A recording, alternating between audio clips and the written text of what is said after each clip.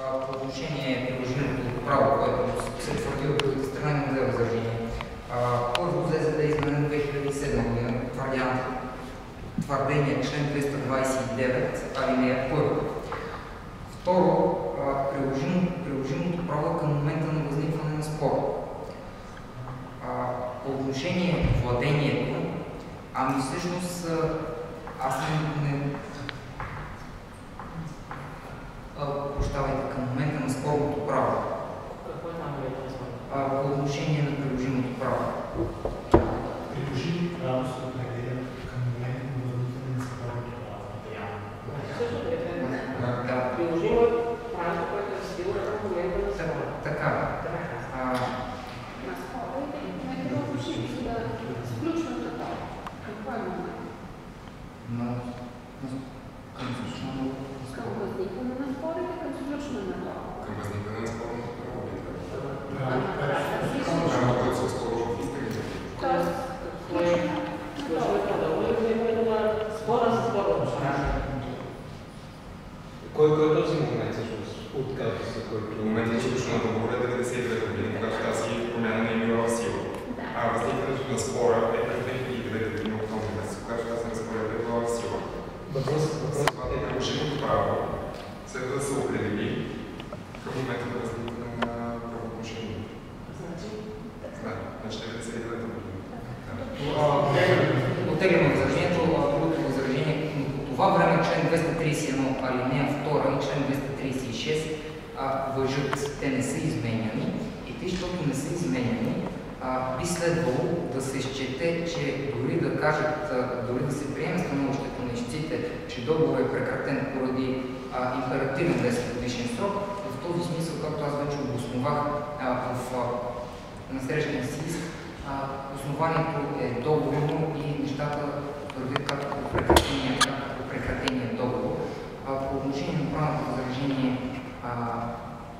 за това, че е нерелевантно обяснението ни за владението и държането, само ще направя бележка към почитаемия съд.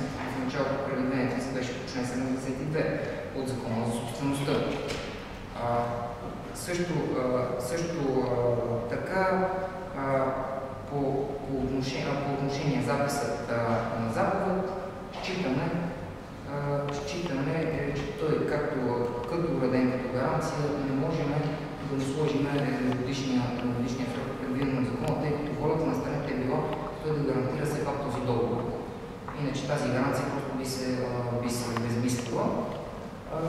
Поддържам и търговското право на задържане, тъй като имаме изискуеми вземания, които мисля, че уточнихме, и моля поради това почитаемия съд да осъди Изолга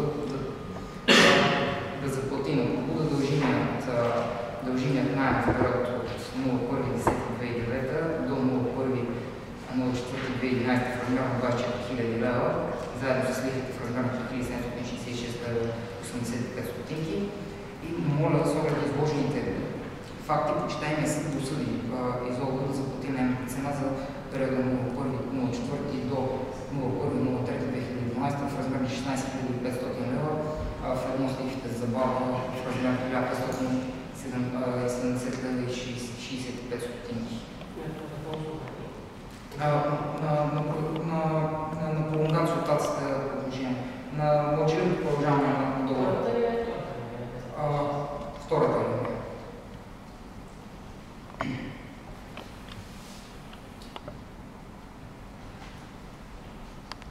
Също така имам един случай.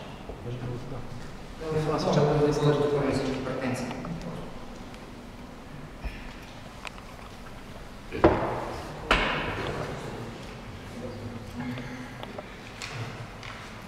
Вие, когато формулирахте претенциите си за 11 000 лева, казахте, защото сте владелци. От какво всъщност различат от това си качество на владелци? Кои са обстоятелствата? Те липсват от които?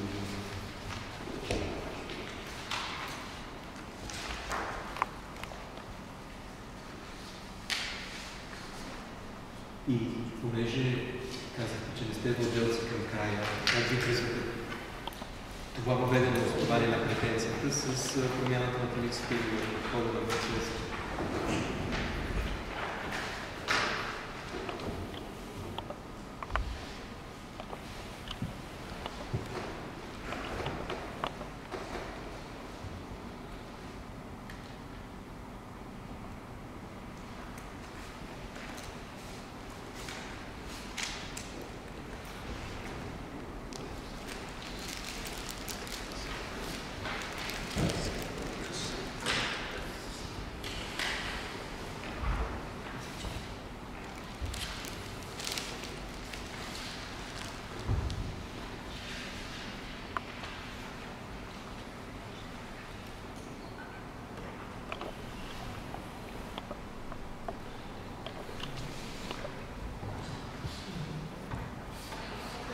Представете на глас.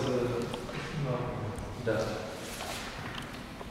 Претенцията за 11 000 лева я преобосноваваме, не на 72 от закон за собственост. Не оставете закона, покажете обстоятелствата, които ситуацията. Твърдим, че след 10 годишното вече ползване на имота, тези разходи, които нашия доверител е направил, се явяват поправки на имота, който има нужда от тях, за да продължи да изпълнява същото си.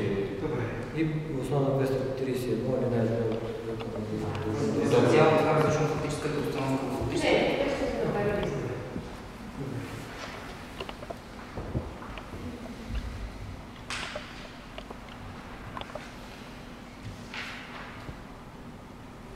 Други въпроси вътре се става.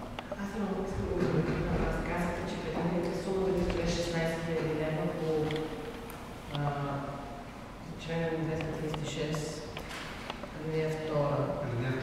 Това се загуби после. Това не е ли цена, като претендирате? Да, нейната цена за периода на вид. Средната нейна цена.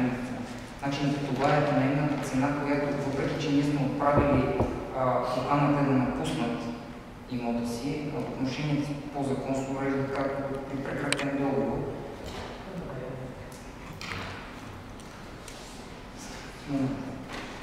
Просто защото когато е се има правилно обещетение, а тя е в момента като най-добре, аз искам да се измим.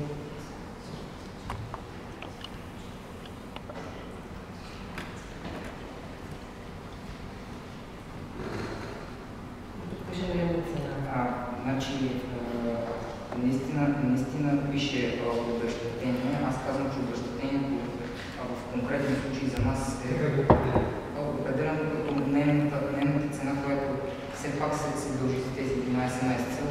Окей, ние сме правили тотално тя. Благодарим ви. Имате ли някакви въпроси?